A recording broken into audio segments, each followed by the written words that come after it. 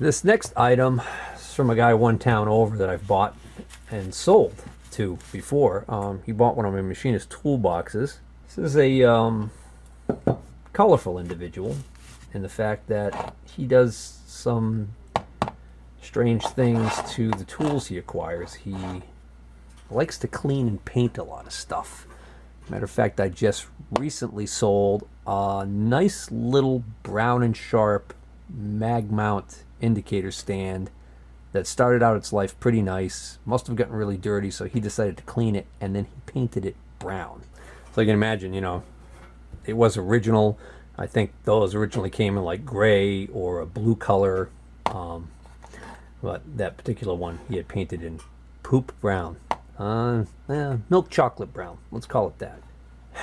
So the reason why I mention that is because he had bought one of my machinist toolboxes a while back, and it had the genuine Kennedy brown crinkle finish on it that on some of the drawers and that it was flaking off, but you can buy that touch-up paint. So what he did was he sanded this thing down and he painted the whole thing black. So anyways, I think I just recently saw that he had sold it. He's asking me if I have any more. So anyways, luckily he didn't get to these things. They didn't need painting. So occasionally he'll get some machinist items I'll buy here and there. It's kind of hit or miss price-wise. But what happened, he was looking for a bicycle of all things. And I had an extra bicycle I used to buy when the kids were younger. I used to go to yard sales and that, and I'd buy cheap bicycles. We could take them to the campground if it went missing or whatever. Didn't have to sweat it because we paid little money for these bicycles, and yet the kids always had bicycles. Decided, hey, I've got too many bicycles hanging around here, so I had this mountain bike style bicycle, cheapy, probably a Walmart brand type thing, and it had on the handlebars, it had those types of shifting levers where it's a collar with a number on it and it's supposed to click into position. Well, one of the ones for the rear derailleur would that mechanism was broken. So the cable was good and the derailleur was fine, but that mechanism on the handlebar was broken, so you couldn't shift it into various gears. So it was kind of stuck in one gear. But it had good tires on it, they held air, the rest of the bike was fine. So I just wanted to get rid of the thing, and I put it up on Facebook. I said, hey, $15, whoever wants it. And the funny thing was, everybody who messaged me about it was too far away to come and get it. So nobody would commit to coming and get this darn bicycle. So it sat around. This guy had inquired about it at one point, and I had the thing put away. And then he had messaged me and said that he had these things he was going to get me. We talked about last time I bought some stuff from him. He said there's these metal bars. He's trying to describe them to me. So I was intrigued, so I wanted to see what the hell they were. So I told him, I said, well, if he ever gets a hold of them, to contact me. So out of the blue, he contacts me and he says that, I still got that stuff. So what stuff? Apparently he was under the impression he had already told me he had acquired these items. So he asked if I still had the bicycle, and I said, well, yeah. And I told him, I think at one point earlier I had told him already, I said, you know what? I said, I'll bring it to you, because he doesn't have a car. I said, I'll bring it to you for $10. Just take it off my hands. And he still didn't commit. So out of the blue, contacts me. So I bring the bicycle over there. I look at all the stuff he's got. We don't come to terms on quite a few items, which is typical. And in the end, I go through all this stuff, and all I find is this Mitutoyo micrometer and these two pieces here. These are the aforementioned mystery metal pieces, and I'll get to those in a moment. And we decided to do a straight up trade. So essentially, the bike that I would have taken $10 cash for, I traded even for this Mitutoyo micrometer and these mystery bars. So the Mitutoyo is engraved, but it's got a good ratchet on it. The lock works. It's a tenths micrometer, 0.0001 resolution, 0 to 1 inch, carbide faces, nice condition, just an all-around nice little micrometer for somebody. In this nice wooden case, which is original Mitutoyo. So that's worth $10 all day long right there. It's even got this old style Mitutoyo badge on the side. So it doesn't look like it, but this must be a pretty early micrometer. And micrometer wrench. But what really intrigued me were the mystery bars here. So these appear to be brand new, unused. And he said this is exactly how he found them. He found them both wrapped in this paper, which is this says Knox Rust vapor wrapper. So this is for shipping metal like this. So what he thought this was he thought this was stock, like just metal you would buy in a bar form for making a project. And what I think he's got here is a pair of precision parallels. So that's got a lot of scratches on it right there to indicate that that's been cleaned. So the question is, do these slide off? No, they don't. So maybe there was some rust or something starting to form on this exposed area. I don't know why. This one must have been wrapped better. This one's like in mint condition. So the weird thing is they're two different lengths. So I'm wondering whether or not there were a bunch more of these wherever these originally came from, and that over time they ended up becoming misplaced and missing. So I think the only way we're going to get to the bottom of what these actually are is by removing this protective coating that's on here. Ah, yeah, okay. I think this one has already been off. This looks like it's been opened by somebody. There we go. This one also looks like it's cut. So this one's been out. So this may have even been used at some point and put back in. Yeah, this one's going to need to be cleaned up. But what the hell is it?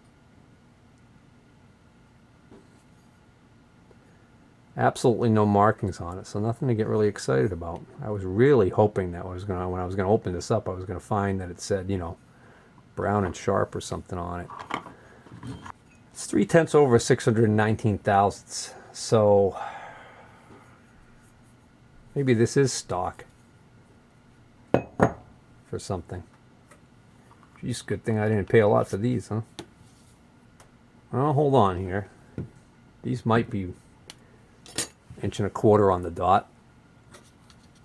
Ah, now we're cooking.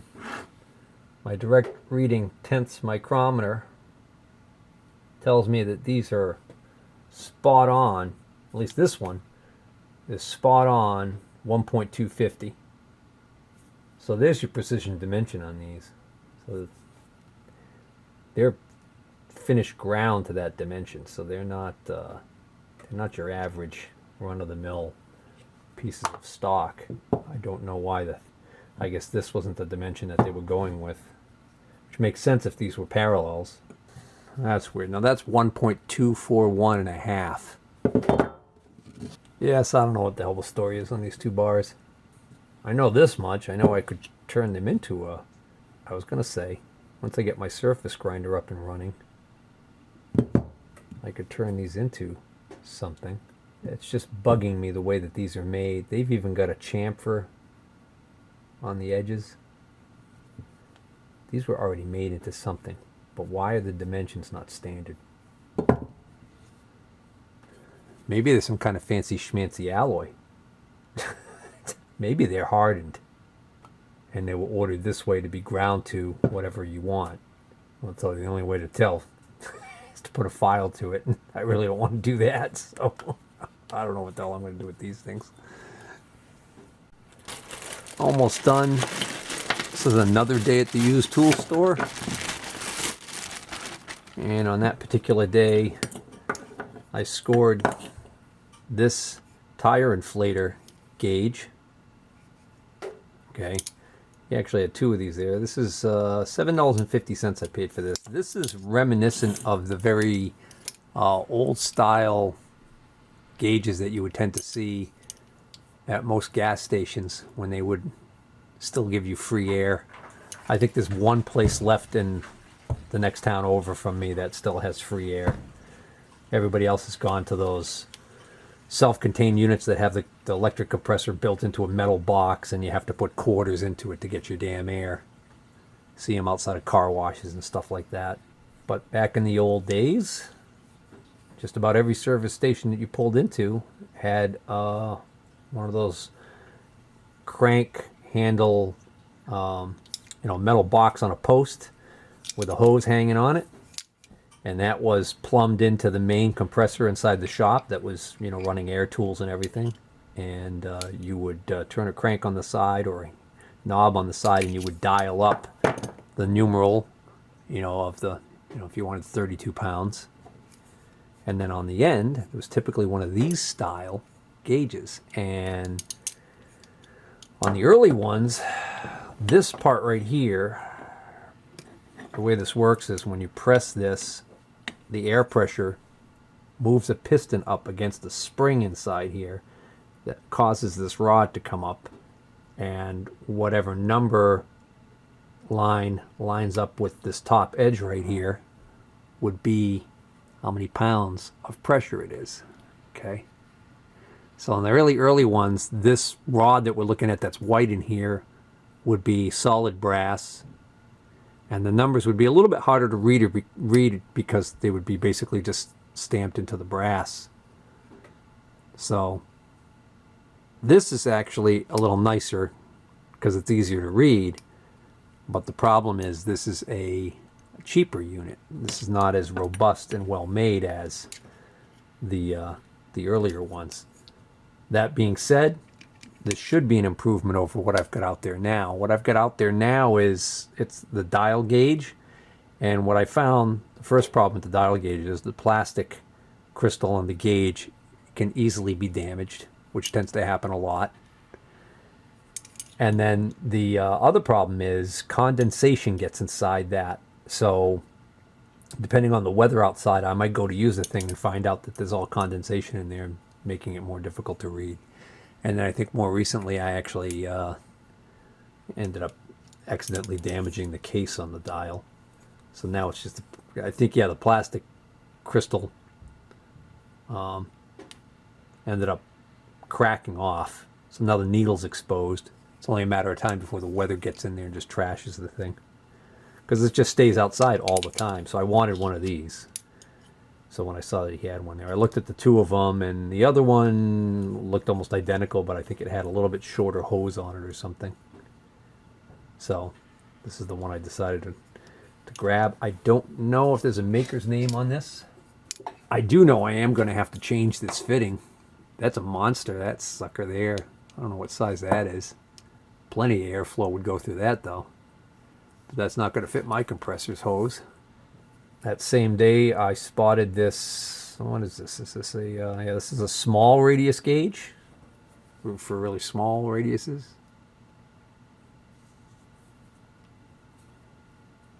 This is a Starrett 178A, and I picked this for $5.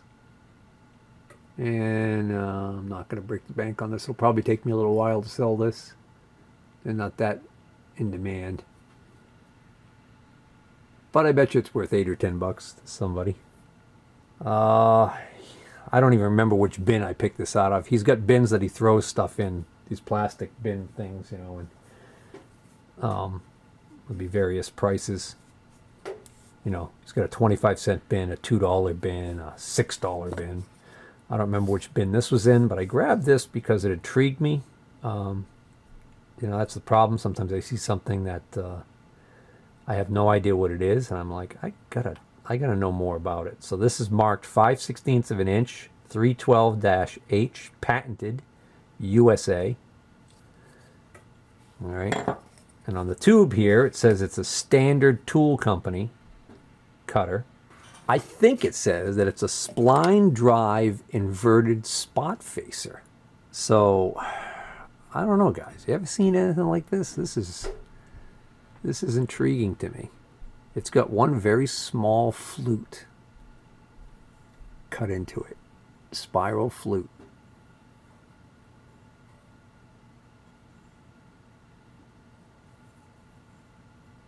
Appears to be brand new, unused, whatever it is. Probably was in the $2 box. I'm sure I wouldn't have paid more than that. Might have even been in the buck box. I don't know. This was also in one of those little boxes. This was probably in like the $2 box. And what it actually is it's a Starrett adjustable parallel. So this would have been part of, probably originally was part of a Starrett adjustable parallel set. A is the smallest size, and then it would be, you know, B, C, D, and E. You can buy these individually, but more than likely this was part of a set, and then it got orphaned somewhere over the years. But for $2, that's a good buy, because somebody who's missing this from their set would probably gladly pay $6 or $8 for a good replacement. And it's in decent shape. A little cleanup. And then this was on the junk table that day. Don't remember what the junk table was up to that day, but I know it had to be pretty low, otherwise I wouldn't have bothered picking this. So what this is this is an early chalk line. And the reason why I got it was because I got a kick out of the way this is made.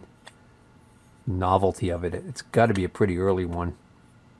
So it actually says to refill this, you're supposed to place a screwdriver under the edge of the cover and pry against the knurled nut. So I guess they're saying basically right here. It's kind of a small screwdriver. But to refill this, the idea is you put a screwdriver here and pop this open.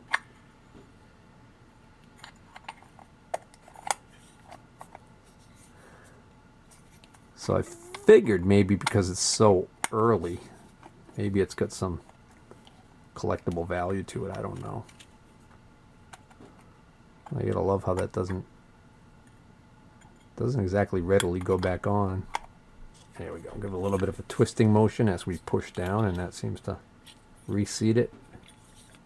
So this is a Dandy reel, D-A-N-D-E-E reel, made by the Cedarburg Manufacturing Company of Minneapolis, Minnesota. And it says made in the USA, as if we had the doubt. And then down here it actually says to place a drop of oil on each bearing surface.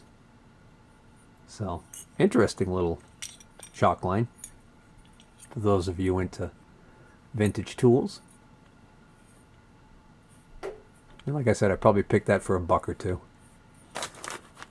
On the junk table at $2, pair of brand new unused draw slides, 16-inch ball bearing precision draw slides. These are KV 8400 side mount draw slides, 100-pound rating. Not actually bad. And KV stands for Nape and Vote.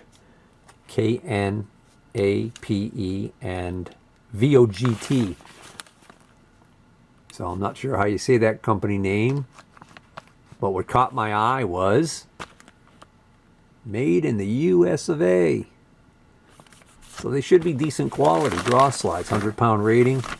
They originally sold for apparently $18.75 a set, and I picked them for $2. And I don't currently have a use for them, but you know, at some point I'm sure I will run into an application where I'm going to need a replacement draw slide, and these might end up, you know, for $2 I'm willing to sit on them and wait for that day to come.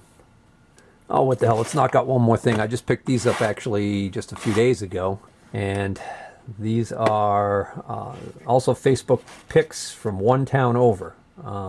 The original prices online that the person was asking for these were a little high, but I offered to meet them and make an offer on all 3 pieces, and that offer was accepted. And essentially what I ended up getting these for, well, let me tell you, first of all, this was the most expensive piece that was advertised.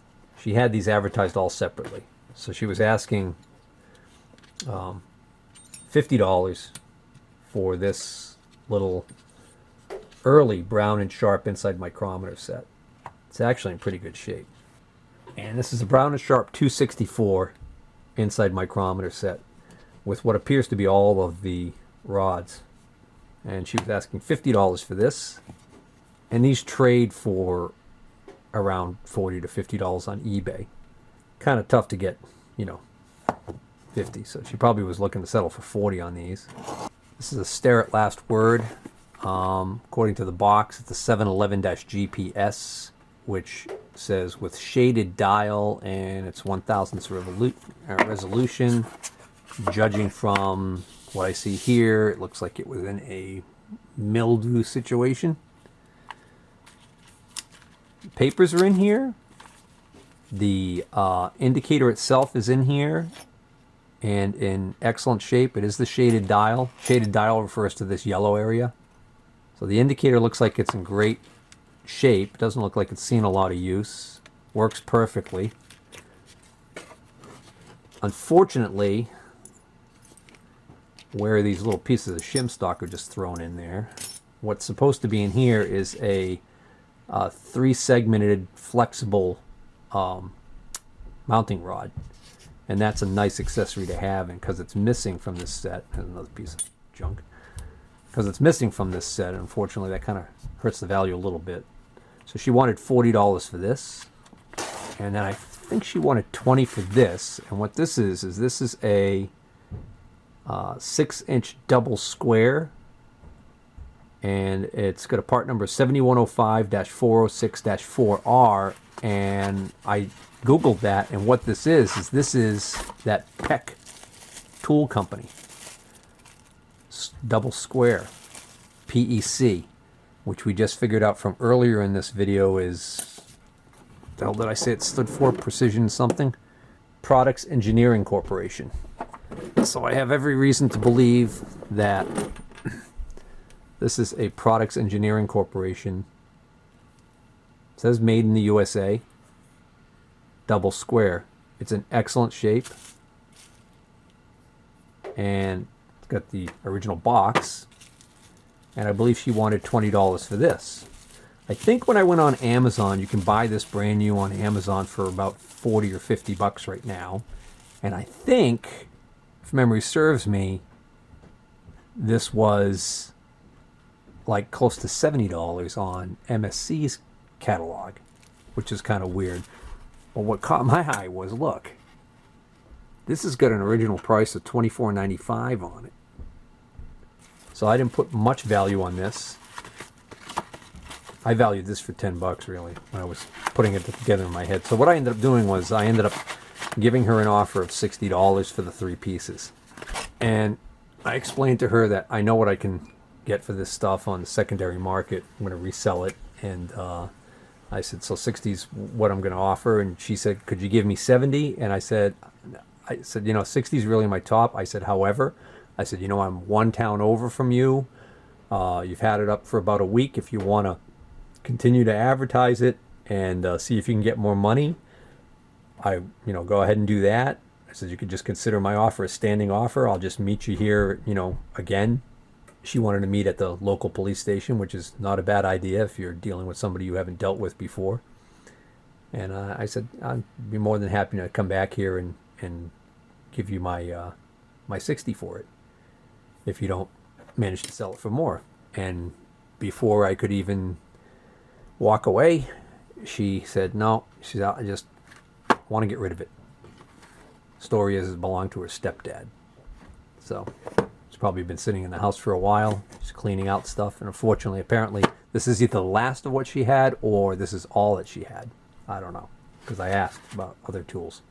So we got these 3 pieces here for 60. So I figure I'm into this for 25 and this for 25, and I'll probably get 40 for this. Make 15 bucks. See what we can do. All right. So I guess we'll call this episode a wrap. I do have actually another estate pick coming up. Pretty good sized haul. And we'll be getting to that soon, hopefully. This video right here that I'm doing right now on December 14th is probably not going to air. You guys probably aren't going to see this thing until after the new year, quite frankly, at the rate things are going. Takes a while to edit, put the videos together. This all takes time.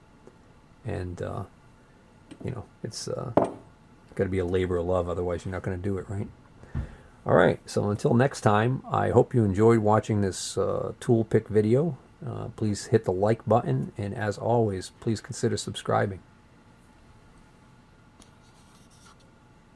Take care.